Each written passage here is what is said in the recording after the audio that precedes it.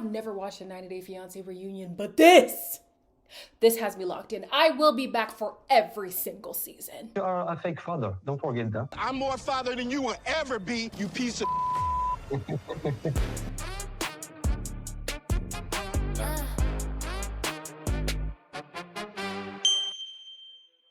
Hello everybody, welcome back to my channel. My name is Queenie for those who don't know me, and yes, I missed the last 4 episodes. Listen, something about 90-Day Fiancé, the way that they put the episodes together, it drags. So yes, the stories are interesting, but they taken long to tell the story. So I did not watch episodes 16, 17, 18, and 19. But we're going to pick back up with 20 and 21, the reunion parts 1 and 2. Before I get into it, please make sure to like this video, subscribe and hit the bell, and leave a comment down below. I'll be so honest, based on the reunion, I feel like I didn't miss much. If I did miss a lot, let me know. But yeah, based on what I saw, I think it's okay. So everybody's arriving at the venue that they're filming the reunion, right? Everybody's like happy to see each other. Oh my gosh, you look so great. Oh, you look so sexy. Oh my gosh, look at your boobs. Yay. Then here comes Lisa. I don't know what Lisa consumed before coming, but this was weird. Your eyes blue? They're actually contacts. I have decided to embrace my inner self. Okay. I will be a bitch to you, Elise, because I don't like you. Tall. You're slim. You bring out like the bully in school that went after me. Look at me. I'm ready to cry about it. Please don't cry. Don't cry. Guys, I'm at a loss. I don't understand what the purpose of this interaction was. And what the hell are these blue contacts? Who on this planet Earth has royal blue eyes? She didn't even get the ones that add the little detail. It was just blue ring, black pupil. Ugly as hell. But anyways, Lisa, honey, your insecurities are for you to deal with. That's not Elise's problem, respectfully. You're intimidated of Elise because she's tall, slim, beautiful, and assertive. What is she supposed to do about that? And the gag is, just before Lisa came, Laura actually approached the women first. And she approached them doing like a pose like this. She was like, just being like, yeah, I'm that girl too. And then they were all feeling each other's boobs, just like hyping each other up. And I don't mean to make this comparison or whatever, because I don't think size equals insecurity, but like Laura is bigger than Lisa. So you would think some of the body image issues would be the same, but you see how Laura responded and you see how Lisa responded. Lisa, sort that out yourself. That's a you problem. Anyway, speaking of Laura, we're gonna start with them. So Laura and Beeran are still together. He proposed while they were in Turkey. She initially got a string as a ring, but she went to visit him again and she got a proper ring. She says that she's currently in the process of applying for the K-1 visa. And before she came to the filming, she actually received a letter from the government. She was thinking maybe it was an approval or a denial. So she plans to open it on stage. It says there is an appointment to process the application. So it's not a yes or a no. All right. Okay, good. That's the improvement. That's something. They let you know online. Like you can check the status, unless it's different in the States, but in Canada, you can check the status of your application online. So you didn't have to do all this. Like, this felt so dramatic, but anyways, I guess this is better than a denial. So yeah, maybe he'll get approved down the line. They start to talk about their relationship. She says that she still has not met his family. Beeran says his family is not nice people. They're not nice. He currently lives with them, and he argues with his dad all the time, like every day it seems. The apartment they're living in is an apartment he bought before he got into all this debt. This is information that Laura did not know. I don't know why he didn't share that he owns property. Everyone was saying property is a big deal. That's not something that you just forget, right? So that was interesting. He also lets it be known that he has paid off the $50K debt. Remember, that $50K debt was in US dollars. He paid it off because he went to, I think he said Cyprus, and he won the jackpot. And the jackpot was exactly $50,000. something about that story doesn't seem right. And if he was so excited to pay off his debt, why wouldn't he let Laura know? I don't know, Laura girl. You would have scammed her for real. The only thing that made me think maybe he does like her is she was talking about their sex life, and she was saying that he's a lot more vanilla than she is. He's the vanilla, she's the spice. And he seemed like a little bit bashful, but he didn't seem ashamed to talk about it. So I was thinking, oh, maybe he does kind of like her. But the way that he lies about a bunch of stuff, and he still hasn't introduced her to the parent, not even like a FaceTime call. Oh no. Very, very sus. They ask if he's going to be able to quit gambling. He claims he will. Nobody has faith that he'll stop gambling. On to the Michael of it all. So apparently, Michael and Laura had a really bad, I almost said breakup because they're basically a couple, but no, they had a falling out, a really nasty falling out. And it's all because of a plane ticket upgrade. Why were you so upset with her? I was asking you to tell me how to maybe upgrade my flight like you had. I was joking. I was like, oh, you're on your own. Wait, so that's what ended the friendship? Oh, the way she treated me was just so disrespectful. Laura says that everything she said to Michael was in jest. She was just poking fun. Michael says, no, you were being malicious and mean to me on purpose. She says nothing she did was intentional, but the things that he did were intentional, and he has yet to apologize for those things. We don't know what all the things are. They refuse to go into detail. Yeah, all of this is over a disagreement on upgrading their flight. And since they got home, she only had seen him in person one time. But as of filming the reunion, they were not on speaking terms. It's weird. So Forrest actually said something that I was like, come on, Forrest, you better clock it. Forrest says these two should have never blurred the lines of their friendship because that's what made things so messy. Laura opens up about the fact that she did in fact have feelings for Michael back in the day. She tried to kiss him. He shut the kiss down. He says categorically, he has never had feelings for Laura.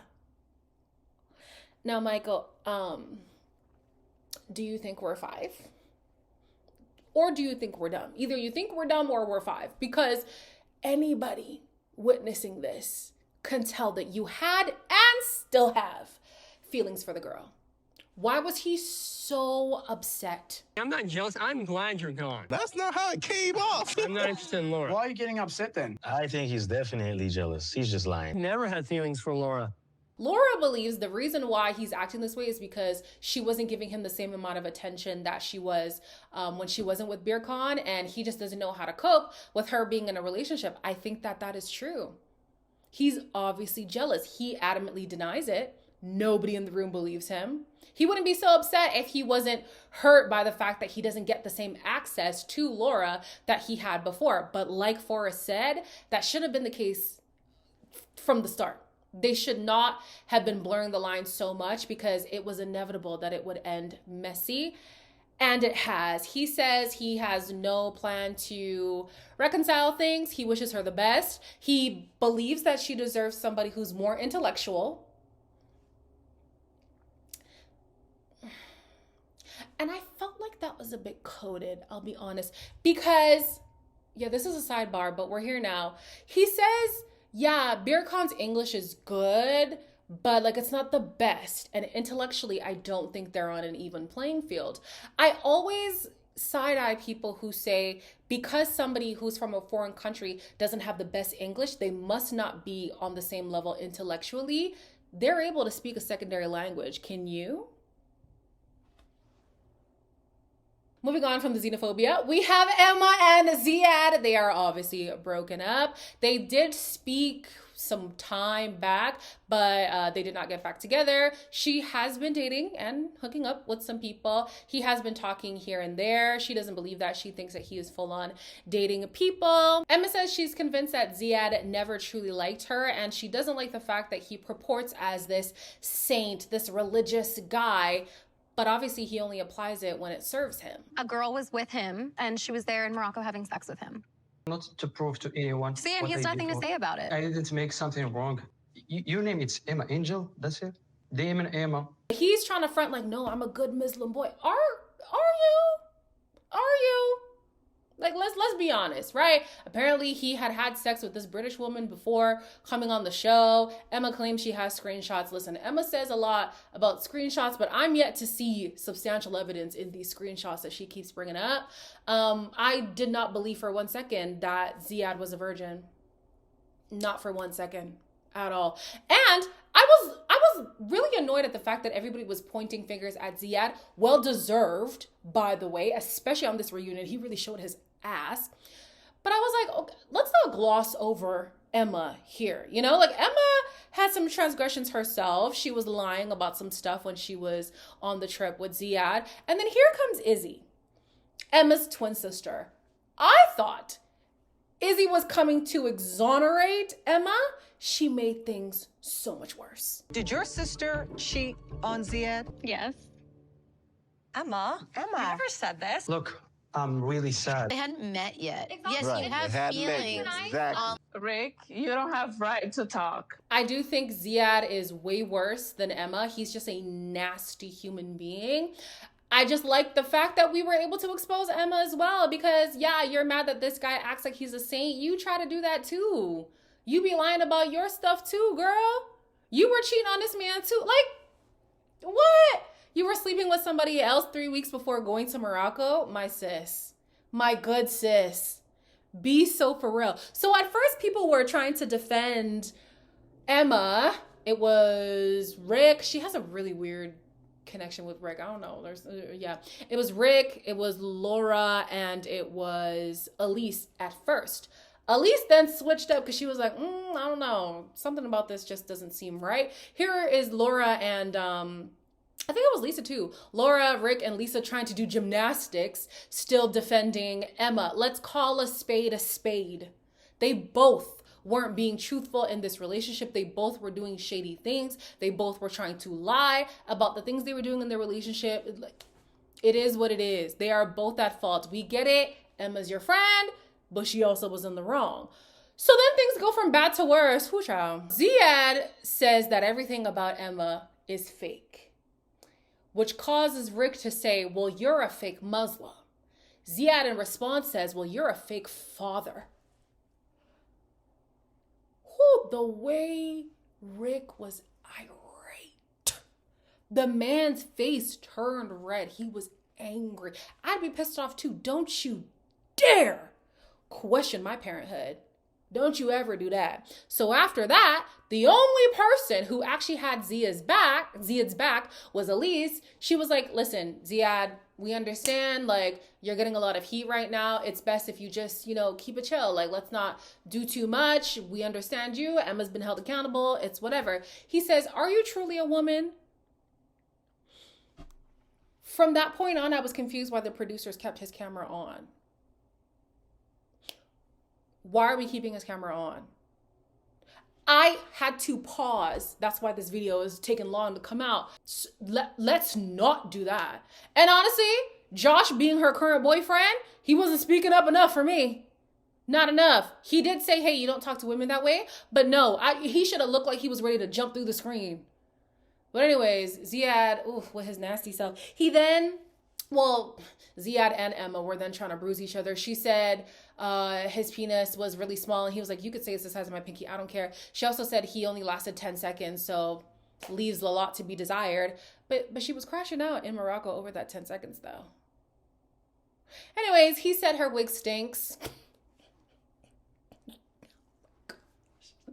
And that's the end of them. Next is Javon and Lynn. He is currently in the Philippines. He's been there for 4 days. He has quit his job, packed up his things, and moved to his wife, because wherever she is, that is where home is. The reason why he is there is because Lynn is not ready to move to the States right now. She wants to be able to take care of her mother. So Javon was like, you know what, in support, I will come with you. So he has put the K-1 visa application on hold for now. We get to see some unseen footage from Javon, and I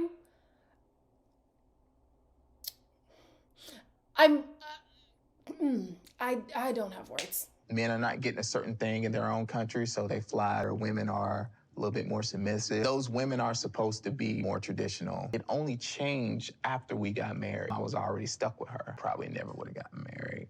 The way you would have divorce papers in front of you the next day. The next day.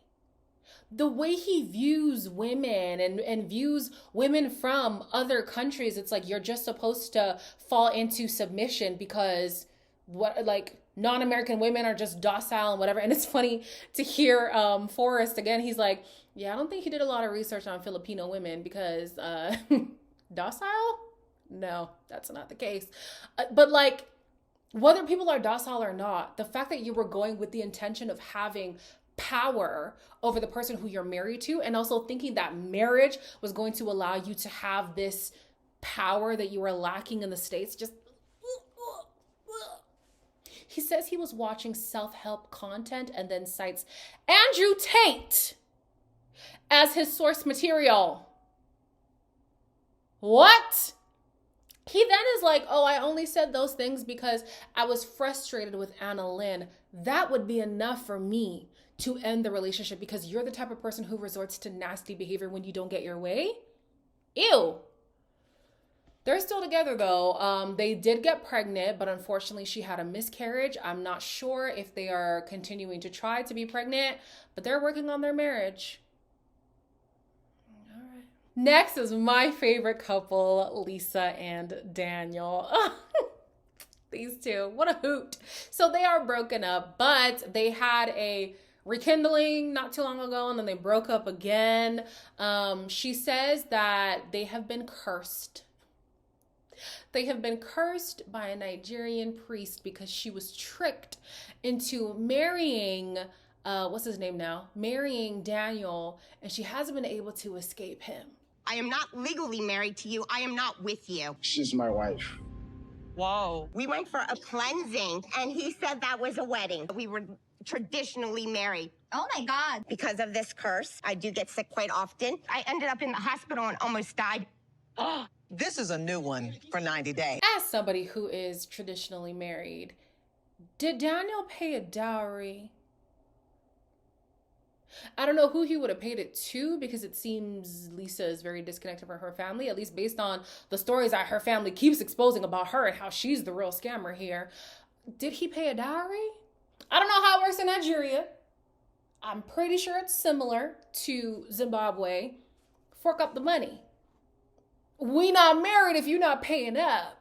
Don't care what kind of ritual you do. Where's the money? Where's the money?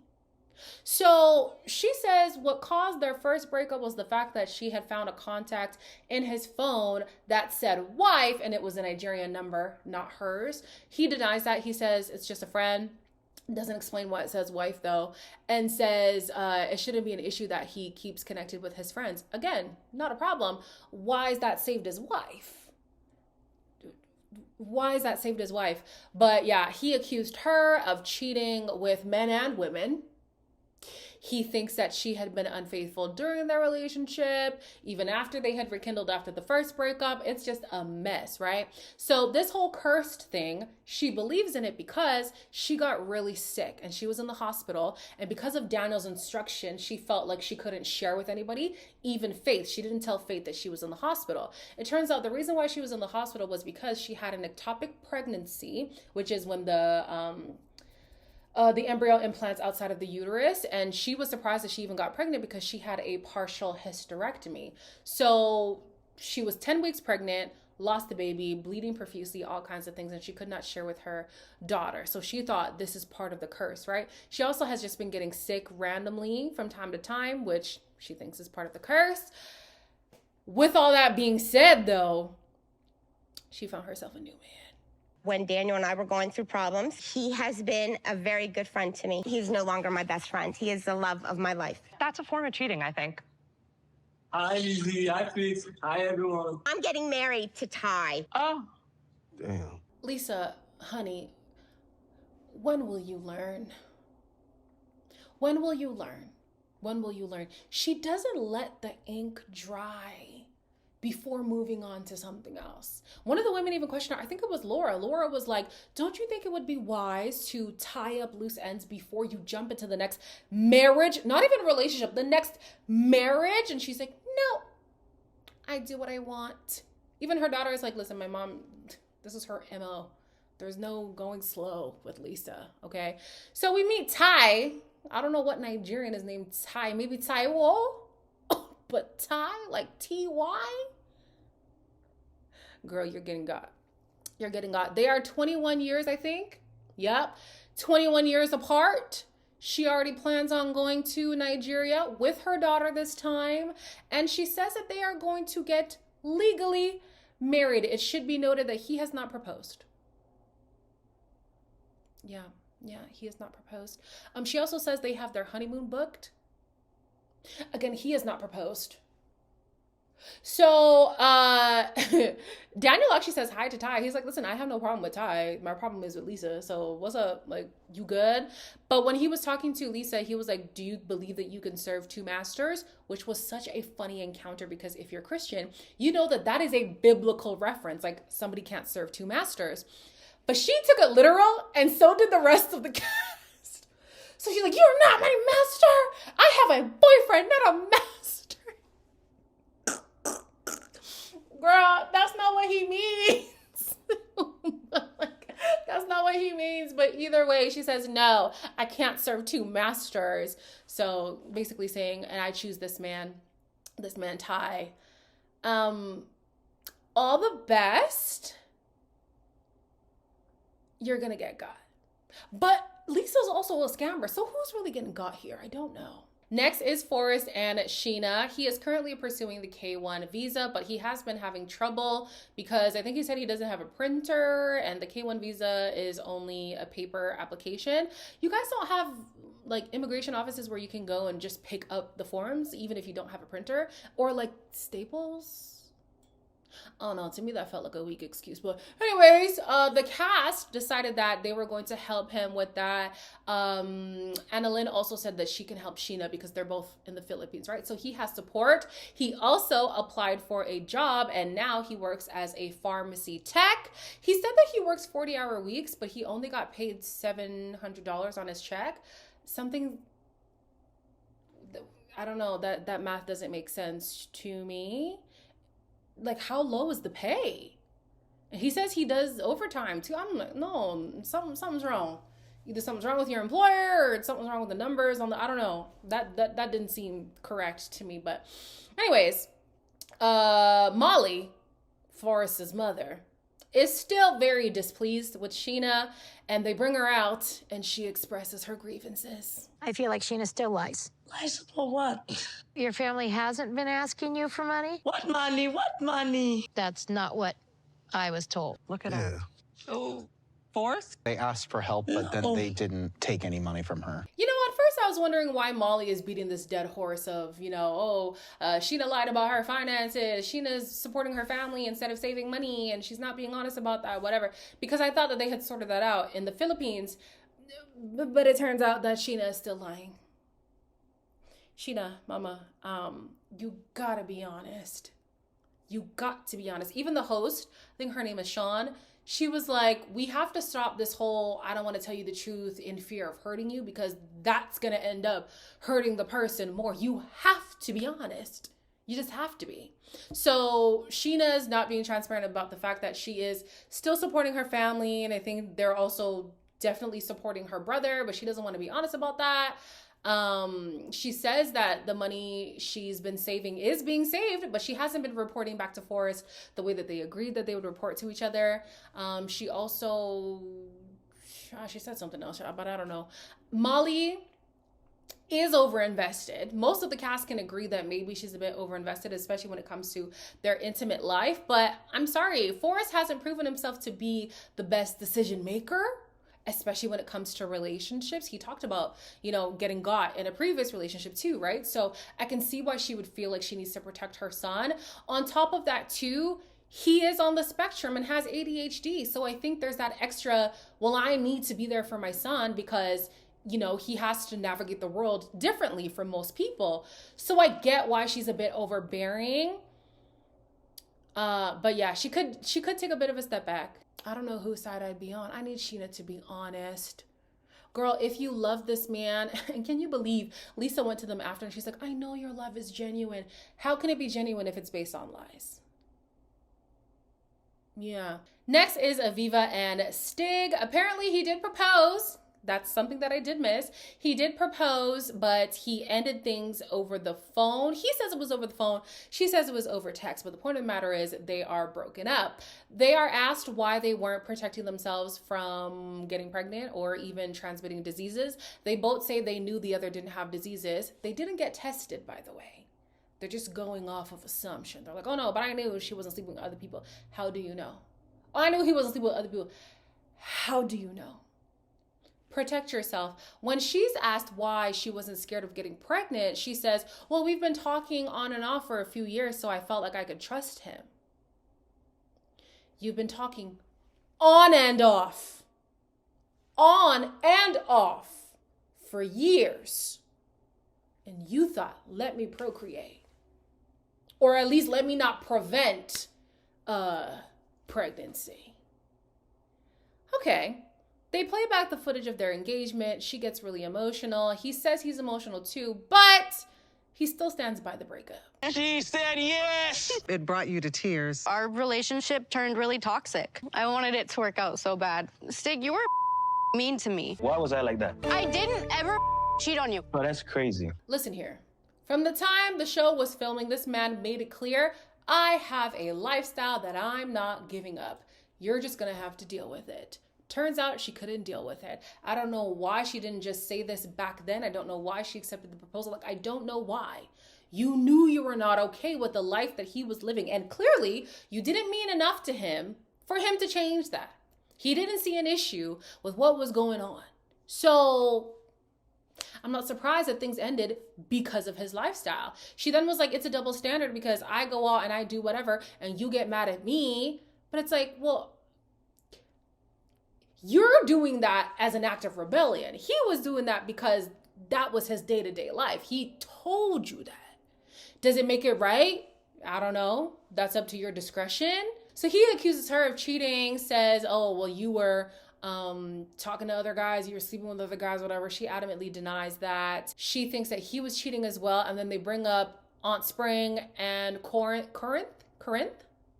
I think her name is Corinth. Yeah. They bring her again. And here's the thing. They're saying a whole lot of stuff, but they don't have receipts. Similar to on the show, they had receipts, but it wasn't substantial enough for me to want to, put an indictment on Stig. She's like, oh yeah, I know that you have multiple women pregnant right now. Where's the proof? Even a belly pic, something, anything. They had nothing. So yeah, I'm kind of like in the air when it comes to this couple. I'm not certain that they were 100% faithful because even the way that they got together, they were both with other people. So it's not really far-fetched that they were cheating on each other or at least entertaining the idea of cheating on each other. It's for the best that they're not together. Whether they cheated or not, things were toxic. Next is Josh and Elise. They did break up at the end of her trip to Australia, but she was referring to him as baby throughout the episode, so it's clear that they got back together. He says he realized that she was worth fighting for, so he actually did fix his life. He got a job that actually has a salary, a consistent pay, which is great. He moved into his own place, and there was something else. Oh, he stopped partying as much. So, okay, improvements are being made. He also did go to Miami and they spent 2 weeks together. On that trip, they got matching tattoos. To me, that's always a risk. You're my boyfriend and I'm getting a tattoo of a boyfriend? Hell no. So on this trip, she says that she paid for most of the trip. And he's like, no, I was pulling my weight. I absolutely was. She denies that. And this is a problem for her because she says in previous relationships, men have taken advantage of the fact that she comes from an affluent family. We learned that she's literally a trust fund baby. Must be nice. You know how nice it would be to do whatever the hell you want and know that you have a trust fund to lean on. Know that you have parents who are going to come and bail you out, clean up all your messes. Oh my gosh. This girl is allowed to be so reckless because of the decisions that her parents have made that put her in such a comfortable situation. Wow. Love that for you. I hope I can provide that to my kids. So they're going back and forth about how much he really contributes. And he's like, I don't want your money. I don't want your family's money. It's not that deep to me. Then they talk about Chris and how Chris was over involved. And he's like, yeah, I mean, yeah, maybe. Could be true. They talk about Nat. Nat is the woman who he was living with. And they bring Nat on. And I'm sorry. I would have to jump through the screen because you're not going to talk to me this way. But I said Josh is a brother. He was there for me as I was there for him. So. Do you think that Josh misled Elise in any way? No. Come on. You called Elise a psycho.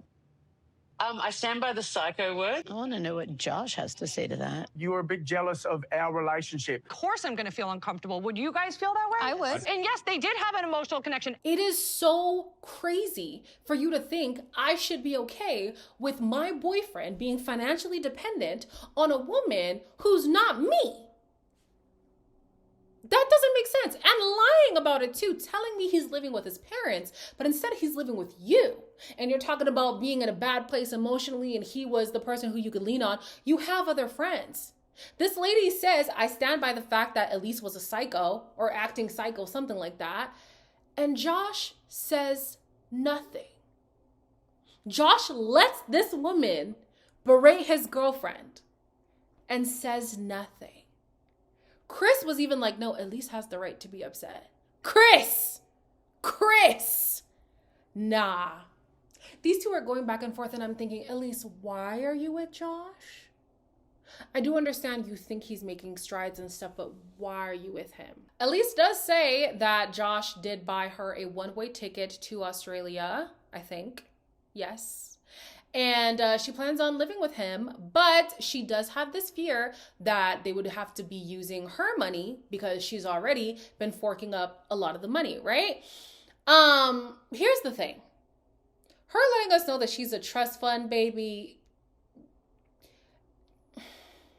makes me criticize her a bit more because you're expecting things from somebody that you yourself can't provide for yourself. And don't get me wrong, like, I do think that a man in a heterosexual relationship should be stable to some degree. Your partner can help, obviously. Like, even if your partner is a higher earner, it's whatever. But you gotta have something going for yourself. I do think that. But it's rich coming from somebody who's rich. Somebody who didn't have to work for anything. Somebody who had a silver spoon in their mouth all their life. You have daddy to fall back on.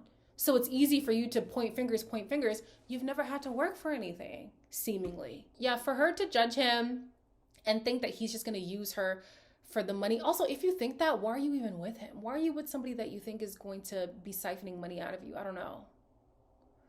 So, yeah, I was like, Elise, you're asking a lot from somebody that I don't think you yourself would be able to provide for yourself. Outside of that, though, I think that Josh's strides should have been things that he was doing before he even met Elise. He's a grown adult. He's a father. He's moving to be closer to his son, which is great. He now has a stable job, which is great. He's not partying as much, which is great. But it's like this all happened because Elise was pressuring him, not because he felt the pressure within himself. And that's a problem. Last is Rick and Trisha. Whoo, baby. That wasn't even intentional. She's with child. And Rick is not the daddy. What? Rick is not the pappy. Oh my gosh. So they broke up in Madagascar. 2 months later, she hooked up with this Australian guy. She's not even with the guy anymore, but they keep in contact for the sake of the child. She's currently 6 months pregnant. 6 months pregnant. When they broke up, the next night, Rick found a next woman to sleep with and then pursued a relationship with her. So how long was that relationship? Broke up a couple months ago. Were you talking to Trisha? We still talking. Who here thinks Rick moves on fast? I raised 2 hands. Why? Like, I have a fear of being alone. Rick is actually a scary man. He's so scary. It took you 24 hours to sleep with somebody else, a complete stranger. You then pursued a relationship with this lady for months, still being in contact with Trish, mind you. You then took this lady on a trip to Hong Kong, which was intended to be Trisha's birthday trip. Simultaneously, though, Trish was on a trip with the Australian guy, so I guess two peas in a pod, y'all one and the same. She got pregnant, he pursued a relationship with somebody, you know, tomato, tomato. But no, he scares me. He also lets us know that him meeting up with the Colombian girl, he booked the trip, his ex, he booked the trip within the 5 days that Trish wasn't speaking to him, but he met up with her later. The later was when he was back with Trish. I feel like they said that on the show, but hearing it again, I'm just like, oh my God, you're sick. You're sick. In all of this, he wants to get back with Trish. He wants to co-parent this child. Trish is like, yeah, I don't know that I can do that right now. I'm scared to bring you back into my life. You should be scared. Emma says she thinks that Rick is worth fighting for. She would take him back because she can see the strides that he's made to be a better person. And that would be my cue to never get back with him. Emma thinks I should take him back? Emma's known to make horrible decisions in the love department. Thank you for the clarity. I will never give him a chance now. The host then ends the reunion. She dismisses everybody. She's a great host, by the way. And backstage, the drama continues. Here goes Emma talking to Elise about this guy that she was hooking up with, dating, I'm not really quite sure. This guy, Robert. Robert is Elise's ex. They were on a 90-day dating iteration of the show, and things didn't work out, right? Back then, whatever the then was, Emma did admit to Elise that she was hooking up with this guy. Elise was upset because she's like, what's the point of you telling me? I think Emma was damned if she did and damned if she didn't. Because if you are forging a friendship with Emma, and then you find out that she never told you that she was sleeping with your ex, you would have a problem. But you also have a problem with the fact that she told you she was sleeping with your ex. I think she was going to be in the wrong no matter which path she chose, right? But Emma says, I learned while I was hooking up with old boy, after I told you that we were hooking up, you tried to get back with him. I thought you were trying to hook up with him. I wasn't trying to hook up with him. It's just something that bothered me when I heard that. I thought we were like building a friendship. I promise you I wasn't trying to hook up with him. You're trying to Uber him to your hotel room. That's not true. Come and cuddle with me. Okay, that's not true. I developed real feelings for him. I really cared about a friendship with you. You're trying to play this like sad cry girl, like not taking blame for something I didn't do. I was getting ready to go and I heard you guys chatting it up. I promised I would say goodnight to you. Of course. Can you imagine they had this big row just to leave the reunion together? They left together. They left together. But anyways, Emma is going on and on about how she knows for a fact that she was trying to hook up with, that Elise was trying to hook up with Robert because she has screenshots. We never get to see the screenshots. Elise is adamantly denying it. She's like, Robert lied to you. I don't know what to tell you. I have a boyfriend. You were lied to. End of story. Here goes the rest of the cast trying to come in. Like, they're trying to pretend like they're checking in on them. They're nosy as hell, okay? Forrest cannot read the room to save his life. He's like, oh, I just wanted to say bye to you guys. Or maybe he can read the room and he's just feigning ignorance. He's like, oh, I just wanted to say bye. As far as who's telling the truth, I don't know. Emma's known to be a liar. Also, the tears disappeared quite quickly. And then with Elise, she got activated really fast. So I'm like, this went from 0 to 100 real quick. I don't know if an innocent person would have gotten that agitated. Like, I don't know.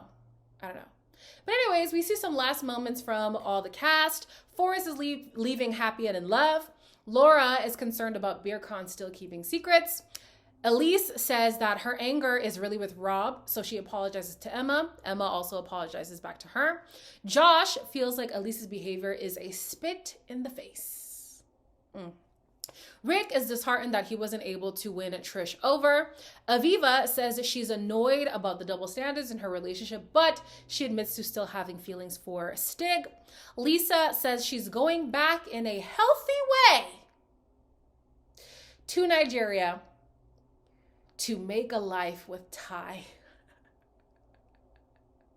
She also plans on getting a cleansing from a church to finally release herself from Daniel. Daniel says, oh, don't worry, I will be seeing you in Nigeria, because after all, you are still my wife. He also said he still loves her. So, yeah, what a season. What a season. I rarely see 90 Day all the way through, and I guess technically I didn't because I missed 4 episodes, but wow, I'll be back. I know 90 Day, hold on, let me check. 90 Day, like the regular 90 Day, is supposed to come back. I wrote it down. Give me 1 second here. It comes back May 10th. I'll be here. I'll be here. Yeah, I'm locked in. So, with that being said, as always, like, comment, share, and subscribe, and I'll see you in the next one.